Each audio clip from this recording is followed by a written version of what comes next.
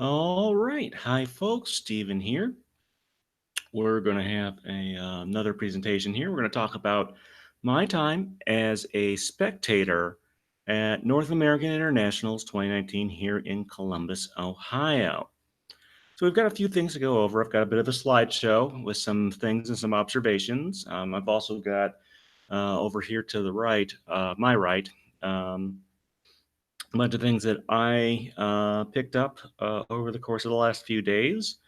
And we're also going to go over some upcoming stuff on the channel in the next week or so. So we have a lot to go over, but just to review, this weekend was the North American International Championships in Columbus, Ohio.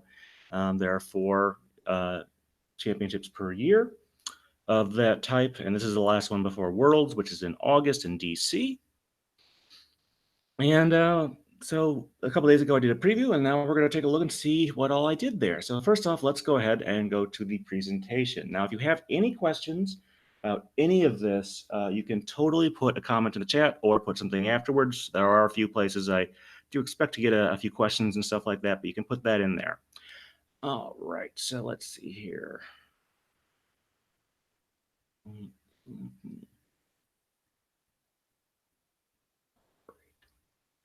So yeah, so like I said, this is another slideshow. So first off, okay, so here is a photograph that shows most all of the event area. There are a couple places I kind of want to call out here. So what you're seeing here is towards near the entryways where I took this from. And the way back, you can see sort of the presentation area.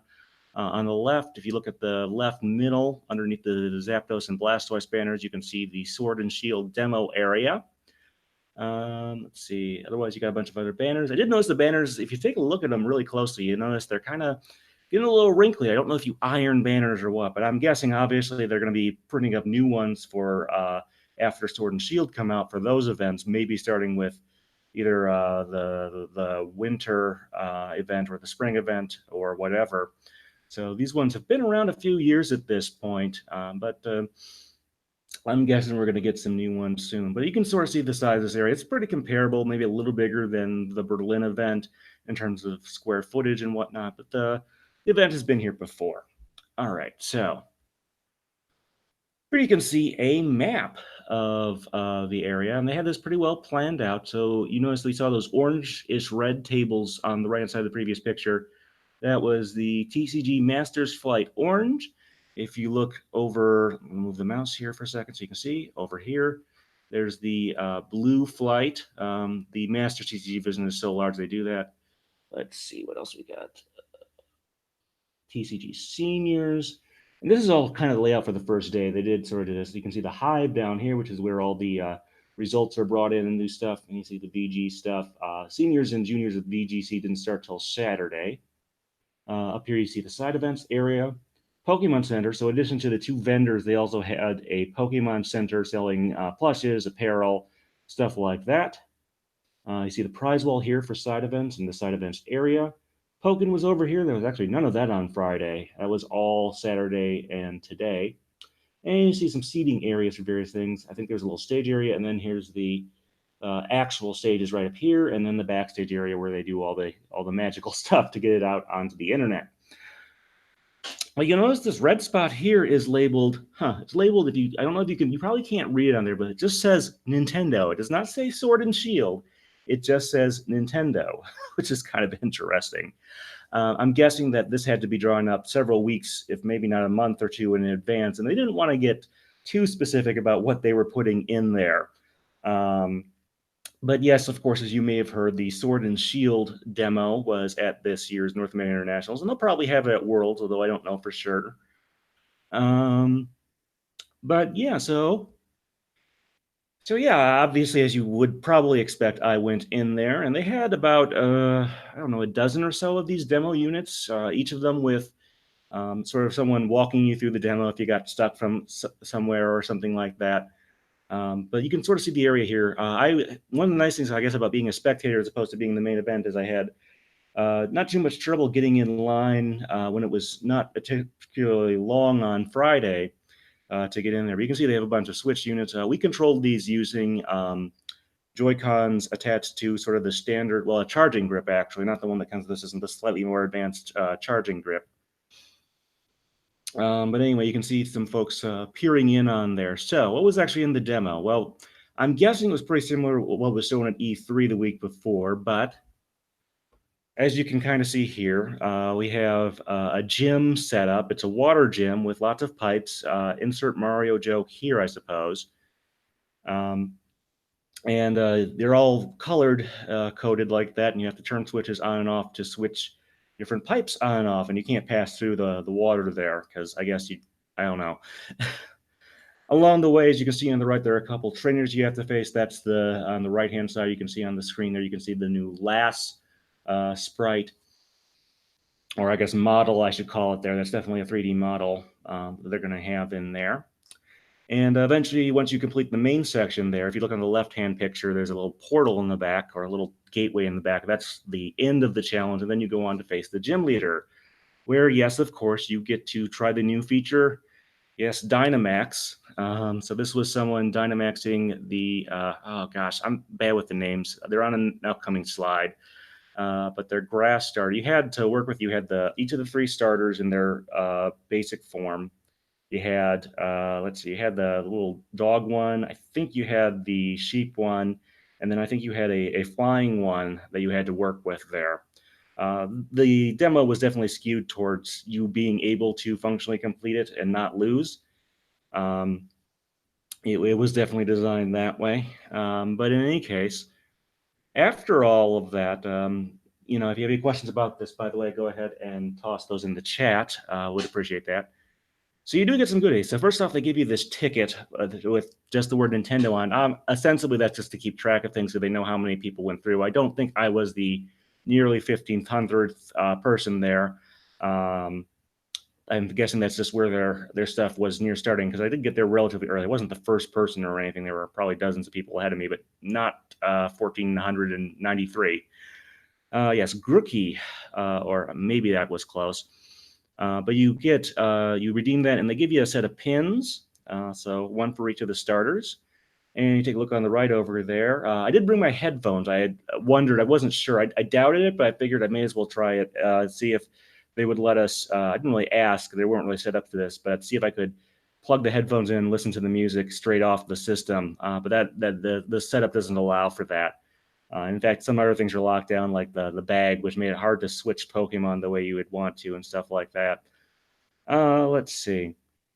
But you notice they do have those figurines of the 3 starters and the logos up there, which I just realized, once again, they are blue and red. I know the original Japanese games were red and green, but you kind of get the idea there. They're using those colors again. All right, so let's see. I think, yeah, so here's some of the other stuff in there. As far as the actual demo, it played about what I expected. Dynamaxing was kind of cool. It does make me wonder how long Toho has been working with the Pokemon franchise. But the frame rate seemed relatively stable. I couldn't really tell. I think it's definitely at least a solid 30. I don't know if it's 60. And I couldn't really tell if the resolution was 720 or 1080 or what there. I wasn't delving super deep. You can look into some other places that have really delved deep into the demo there. But I enjoyed doing it. I'm glad I had that opportunity. Anyway, for this slide here are 3 other areas I felt were of note. First of all, there's that Pokemon Center I talked about earlier. Wide variety of plushes, apparel, and things of that nature. Over on the top right, you see a picture where we have let's see, what do we have? Oh, we have the prize wall for the thing there for the side events. You earn tickets, and then you can redeem them for stuff. Some folks actually did get enough tickets to pick up that Switch. You can see there, that's 1,000 tickets.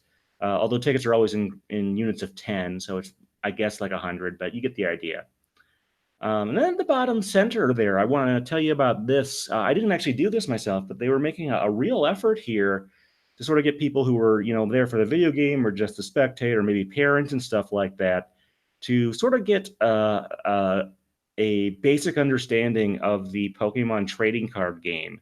And so if you take a look on the left-hand side of that picture, you can see there's a couple of tables with a bunch of different miscellaneous, not super valuable or anything, cards there, and they sort of give you a rough idea how to put something together, and then you play against it. I think they encourage people to come in pairs so they can both learn. But I'm sure the staff were more than willing to help out there. So yeah, you notice the red ones have Eevee on them. You can just barely see it on a couple of those, and then the blue ones have Pikachu. So they're still kind of continuing that branding. I don't recall seeing this at other events, but I think we'll probably see more of it in the future because they obviously, you know, want to broaden the ways they can get folks into the game. All right, so they had some retro gaming there too. It's run by the same folks who did it at I think at Midwest Regionals Generation Gaming, or however, I forget exactly how that's. Gaming Generations, I think, is actually the name of the company. They're based just outside of La Crosse, Wisconsin, and in Alaska. But they have their retro stuff. One difference, though, is that they had some of these new Hyperkin HDMI cables that are they're like universal for like the Super Nintendo, the N64, and the GameCube. They use the analog multi-out port there, as opposed to, say, using if you look at the bottom right, some of the other systems we're using that were there this weekend were using the composite to HDMI adapters, like the N64, where just a few GameCubes that were using this Hyperkin one. And I want to give it a look over. I'll try not to spend too much time on this since it's not the main focus on my channel, but so it seemed like the picture on those was definitely pretty good, definitely sharper. I'm not entirely sure if it's either pulling a really good composite signal in certain ways, or like a nice video signal, because it looks pretty clear. The one thing I did notice is that on more colorful aspects, if you look at the right-hand side here, I'm not sure if this is a pattern just from photographing the screen, or if this is the actual pattern I was thinking of. You see a little bit, it's not quite as uniform as you might think there. Like I said, not 100% sure. It's much easier to see in motion, and you can see it on bright colors, like this bright red for the Slugma. It was really noticeable, I think, on a low tad that I saw there, but I didn't get a good picture of that one. In any case, if you have any questions, lag issues seem to be fine there. I didn't seem to notice too much lag, but I did want to kind of point out something relatively recent in the video game audio-visual stuff there. Anyway, and then I guess at the end of the slides, I wanted to point out a few more things that I saw. So you may remember in our preview one, I showed this big, what is it? I don't know, Detective Pikachu. Big Pikachu blow up. There's a smaller one that's about 5 or 6 feet tall, and then this one is like 20 or 30. And originally it did not have that hat on, but I guess sometime last night or something like that, they put the Detective Pikachu hat on there, kind of a interesting little addition there for this balloon blow up or whatever you call it. On the right hand side, if you look really carefully, I don't know if you could see it on stream too well, in the closing ceremonies, and they might have used another part. For the spotlights that go around the room, they have, I believe the technical term is gel, that goes over the light, and you can create not super complex patterns, but it looks like they've done a Pokeball one, which is kind of neat. Not super high resolution or anything, and that was kind of the best picture I got out of what I took there. But did want to sort of show that as a nice touch that they're doing there. They've sort of experimented with different things. I think they had steam that went up in like the Berlin one. I don't know. I kind of wish that for each of these 4 regional or each of these 4 internationals, they could sort of get at least some elements that are specific to that one. But we'll see how that goes. All right, so that's going to be the end of our slideshow. Like I said, any questions? But I do have more things to show you here. So let's see. Let me see. That automatically flips back here. There we go. Yes. All right. So I do have plenty more to show you. I want to show you some of the things I picked up. So first of all, yes, I spent most of my time on side events. Actually, pretty much all of it. I did watch a little bit of the VGC finals. I think we're going to talk about that a little bit later. But mostly I played both TCG side events. Actually, I've played in all 3 areas of the franchise they had side events in. They had side events in the trading card game, the video games, and Pokemon Go. So for TCG, did a bunch of build and battle things. So these are the things like you get pre-release, and you get, depending on what set you get from. So I'm going to show you some of the cards I picked up through those that are interesting. First off, actually, the first one I did, I got a different set than everyone else because I just put down that they let you put down like which set you want to use for the build and battle sometimes, and I put don't care. Like, surprise me. So I actually ended up getting like Forbidden Light, whereas everyone else, I think, got Unbroken Bonds for that one, maybe, or maybe it was Team Up. I don't remember exactly, but it was a different set than what I had, which made things interesting. So I got this Pheromosa as my promo card for that. Kind of an interesting card. Can I get that to focus? That's always fun. Well, anyway, it has 2 attacks. High jump kick for 1 colorless for, I think it's 20 there. Yeah. Boy. There we go. And then, yeah. And then White Ray, which is kind of an odd thing. But if you have 1 prize left, it does a lot more damage. So that was kind of fun. And then someone pointed out to me in the middle of the tournament, hey, look, that has no retreat cost.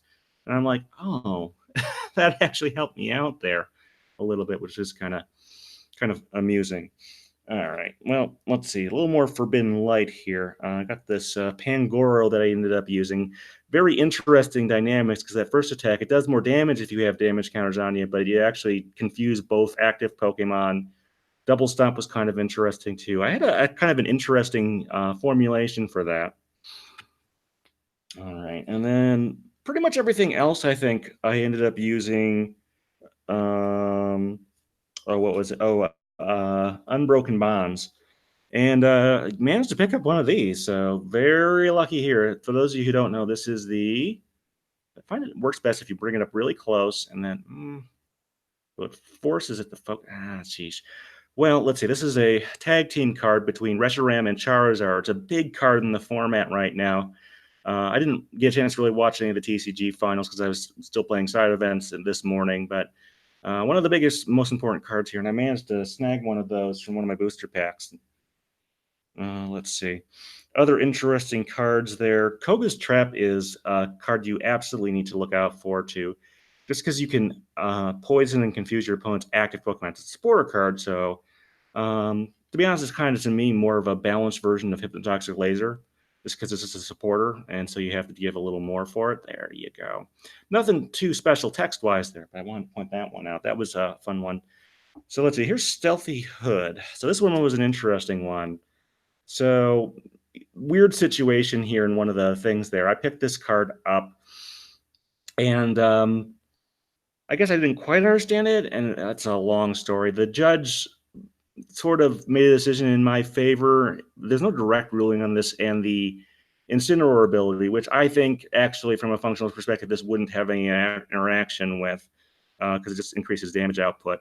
It's not an effect on there, but we had a little bit of an odd scenario, but we went with what the judge said. So, and even he was a little, not entirely sure. If this was a real tournament, we would have probably just talked to someone else about it. But anyway, not a big deal, really. Let's see. This is one you'll see a lot. It's in a lot of the ones, but I love this Sand Slash. Just Sand Slash is kind of a cool little Pokemon, but it's got that very powerful first attack potentially with the 4 coin flips, 3 times number of heads, and with some combinations, I got some interesting. It interacts very interestingly. Sand Tomb is also somewhat useful potentially. Let's see. And then here's something I always look for in a set when I'm doing any sort of limited thing. This is Chatot, which in and of itself, not such a great card. Mimic isn't terrible early game to get, if you need to refresh your hand. Tone Deaf is what's interesting. I always look for a Pokemon that has a 1 energy attack, preferably colorless, that can confuse your opponent's active Pokemon. This one even does 10 damage, which, for 1 colorless energy is not bad.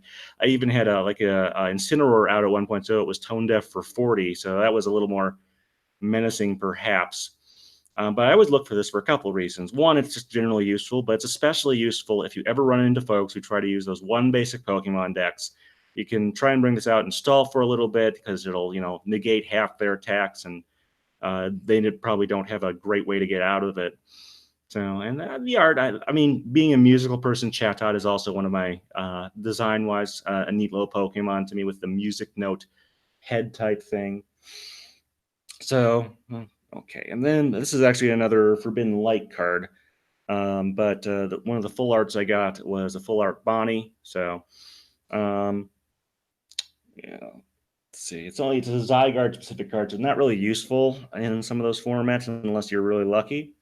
Let's see. I also got I got some more Volcanion, but you've probably seen that one. I got a Melmetal promo in one of the other things I did. It's got that neat ability where you can remove damage from it. So let's see. There we go. Yep, Unbroken Bonds, and then another card I kind of liked for appearances, but also it's kind of interesting. Snorlax from Unbroken Bonds has a counter tag team attack. It does 3 energy. It normally does 60, which is not super impressive. It's not terrible, but it's not really great. But if it's a tag team Pokemon, it does a lot more damage. Let's see here. There we go. And it also actually heals between turns, which is actually useful as well. So it kind of gives you an advantage both against the low end of the spectrum and the high end of the spectrum in a particular way. All right. The other thing I did with my time inside events is I played in all three. They had one each day. Let's Go Pikachu and Eevee events. And let's see. Did okay. I mean, to be fair, I think I was 2-1, 2 wins, 1 loss in each of them. Although one of those was a no-show that I got a free win out of, and the other one was a bye when we had an odd number of players. And let's see, who did I lose to? Well, I lost on Friday to someone who was in the seniors VGC that weekend, but because they didn't have to play that day, they were just kind of free. And then the other 2 times I lost to the same guy, very talented player. I think he was from New York or somewhere in that area, Long Island or something like that. I forget exactly where. Sorry, I'm bad with names and faces. I forget mine if it wasn't written on a card in my pocket. But overall, I had a pretty good time with those. It was kind of an interesting experience, and it kind of made me think about, I know that there are a lot of folks who are, not happy about the fact that they're not going to be bringing every Pokemon to date in Sword and Shield. It's going to be a regional Pokédex that they might add to at some point. You never know. But actually, between that and some other observations I've made, I think it might in the long term be a good thing, but we'll have to see how it shakes out. We don't know, what's going to be in the regional Pokédex besides what we've seen so far. So we'll see how that goes. But I did kind of like Let's Go Pikachu and Eevee being a little bit reduced and a little bit less complex in certain ways. It's still, you had to make tactical decisions, but it's a little bit different. All right. Well, what did I do with my points? I forgot to mention the other thing. So they had a couple Pokemon Go things. What I did was it's called like research or a scavenger hunt or stuff like that. Basically, they gave you about 15 or 16 possible things you could do, and you could get credit for up to 10 of them. And for each one you did, you got 10 points, and you had to turn it in by the like 1:00 p.m. today.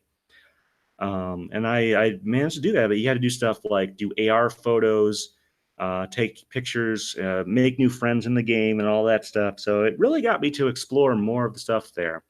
As far as Go in general, I did quote unquote win a few Kyogre raids, but I never caught one. Just didn't get terribly lucky in that department. Also had a lot of stability issues. I don't know if having so many folks in one area who are playing Pokemon Go is something that the system is so adept at, but you get the idea with that. Let's see. All right. So, but I ended up with a total of 400 tickets. Remember, each piece of paper is 10 tickets, so or worth 10 tickets. So it was like a lot of stuff there. And I redeemed it for 2 things. So first off, for 350 tickets, I got a full box sealed of Unbroken Bonds. I'm not sure exactly what I'm going to do with this. And then with the remaining 50, they were out of some of the things I would have liked, just because you wait, you lose, or whatever, But they did have these, and I think this might look nice on my desk or something of that nature, or somewhere in my office at work. This is a little, what is this? This is move-based Pokemon statues that they have. And it happens to be Mew. They had a lot of those for some reason. I think it looks fine, and like I said, I'll probably take it in my office. It says 8+. Not only does it have a small parts, but there are also some sharp points on it, so it doesn't want to be used for children under 8 years. So I guess I'll have to put that on one of the higher shelves in my office, just to be careful. Because sometimes people will bring their kids to work. Okay, aside from that, I'm not going to do a full opening on the booster box. Sorry, I haven't decided exactly what I'm going to do with it. I'll leave it sealed for now. Not sure exactly, but you get some loose packs here that while I'm describing what's coming up on there. Like I said, if you have any questions about what I did and what my time was like, I really enjoyed it. I did want to talk one thing about while I was watching the video game finals. I don't know if it was coming off of the Sword and Shield demo and Let's Go Pikachu and Eevee, but it really didn't excite me as much for some reason. I don't know if it was just because they look so primitive now that we have, because in the 3DS games, they were really pushing those models and in double battles, those frame rates are really slow to the point where, like, it's under 20, which, having been through the, N64 PlayStation era, obviously there was some stuff there. Oh, that's interesting. This is a double pack of the same. I got a rare and then also the reverse foil, the same thing. I got Turtonator on this one. This is Burning Shadows. I got this as, I guess, a bonus for the Pokemon Go thing. I'm not sure exactly if that was something they did if you got all 10, which was the maximum you can get, even though there were more tasks. Maximum was 10. Let's see. So yeah, that's kind of interesting. Tormenting Spray. It's interesting when you go back a year or two and you sometimes forget these cards. Yeah, I'm not sure how useful this would be. It'd be interesting in a pre-release, I suppose, but even then, well, I guess with the you might have a few supporters in there. All right, and then I have a couple loose Unbroken Bonds packs while I talk about the rest of the stuff here. Obviously, there were people excited for the video game championship stuff because there were people cheering on stream and whatnot. But I don't know if it's the legendary heavy format we have right now because of the rules, or if people are a little tired, or because other Sundays I think we've seen more excitement. But anyway, let's see. As far as what's going on with the channel, okay. So next weekend, while I'm getting this pack open, next weekend Anne and I should be discussing, I don't think we picked an exact date and time. We should be discussing the music of the Diancie movie. Diancie and the Cocoon of Destruction is, of course, the uh, title there. Let's see what's most interesting here. Let's see. Well, here's the rare. It's a Mars Shadow. But, we'll be talking about the English and Japanese one. I think the Japanese one is by Scandal, which kind of ashamed to admit I didn't. I had a possible opportunity to meet them, but I knew I wouldn't be able to. They're Japanese and they might not be able to communicate that well, so that's one reason I didn't pursue it. Um, Interesting. You can just get rid of a stadium. Oh, that's another Ultra Beast. They're doing a better job, I think, in the modern TCG of pushing cards that are have advantages against certain game mechanics like GX Pokemon or Ultra Beasts and stuff like that. Much better job than they did in, say, Gen 5, where EX Pokemon were not particularly well balanced, if you ask me, at least. All right. But that's what's coming up there. I want to do another Why It Works. I'm thinking I will either want to do next. These are the ones where I explain why a non-Pokemon song works in a Pokemon context. And the next one I'm thinking of doing is either probably going to be The Extra Mile by Laura Pausini, which was originally written for the 2000 Sydney Olympics. Let's see what else we got to work with. And was eventually ended up on the Pokemon 2000 soundtrack. Or M2M's Don't Say You Love Me. Not sure about those. So I got actually two rares, but they're different this time. Different cards. I got a Wigglytuff. That's a kind of a cute picture, I suppose. And then Genesect. Kind of a neat little formation there. But if you have an opinion on those or other stuff, like I said, the series is for stuff that is not originating as a Pokemon song, but eventually became one. I might do a reverse episode on the Power of One and why that ended up working outside of Pokemon. That's a bit of an odd one. Well, I want to do more with that. But yeah, aside from that, if there are any questions about North American Internationals or about the channel or about those Hyperkin cables, if you need to know more about those, just let us know. But otherwise, that's going to do it. All right, folks, thanks.